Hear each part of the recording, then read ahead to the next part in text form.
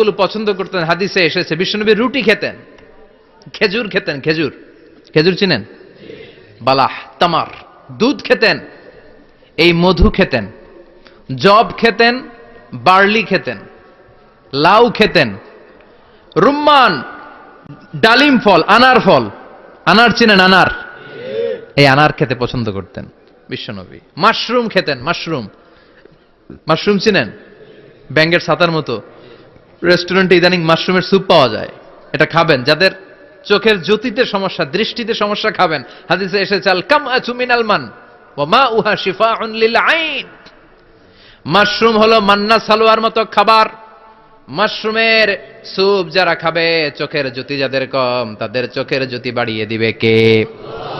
বুখারীর বর্ণনা, কানা রাসূলুল্লাহ ইউহিব্বুল হালাওয়া ওয়াল আসাল। বিশ্বনবী মিষ্টান্ন খেতে বড্ড পছন্দ করতেন, আবার বিশ্বনবী বেশি বেশি মধু খেতে পছন্দ করতেন। সুবহানাল্লাহ। কোরআনে দুইটা জিনিসের ক্ষেত্রে আল্লাহ শিফা যোগ করেছেন, যে দুইটা জিনিসের সাথে সম্পৃক্ত হলে শিফা। এক হচ্ছে কোরআন পড়লে শিফা, অনুনাজ্জিলু মিনাল কোরআনি মা হুয়া শিফা।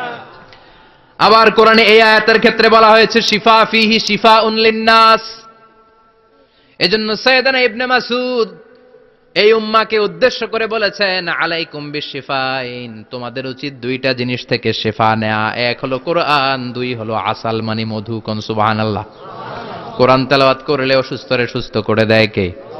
সূরা ফাতিহা তেলাওয়াত করলে অসুস্থকে সুস্থ বানিয়ে দেয় কে? আবার মধু খেলে সুস্থ বানিয়ে দেয় কে? মধু খেয়ে প্রশংসা করবেন কার? নাকি মধু হই হই বিষ হাবাইলা বলবেন এগুলা কখনো? খাঁটি মধু খেতে হবে। খাঁটি মধু চিনার উপায় হচ্ছে, এটাতে পিঁপড়া জমে না, এটা ফ্রিজে রাখলে জমাট বাঁধে না, এটাতে দুর্গন্ধ হয় না। এক গ্লাস পানির মধ্যে এক ড্রপ মধু ছেলে দিলে এটা পানির সাথে না মিশে একেবারে নিচে চলে যায়। খাঁটি মধু খেতে হবে। তাহলে ফিহি শিফাউন লিন্নাস। কত কিছু দিয়ে যে আল্লাহ এটাকে সমৃদ্ধ করেছেন। এটার মধ্যে গ্লুকোজ আছে, এটার মধ্যে সুক্রোজ আছে, ফ্রুকটোজ আছে, প্রোটিন আছে, মিনারেলস আছে, ক্যালসিয়াম আছে, ভিটামিন আছে। খাইলেই শরীর গরম হয়ে যায়। সুবহানাল্লাহ। এজন্য শীতকালে বেশি বেশি খাবেন, জাম্পাল লাগবে না। শীতকালে মধু খেয়ে রাত্রে বেলায় বের হবেন, আর মাফলার পেঁচিয়ে বের হওয়া লাগবে না। সুবহানাল্লাহ পড়েন।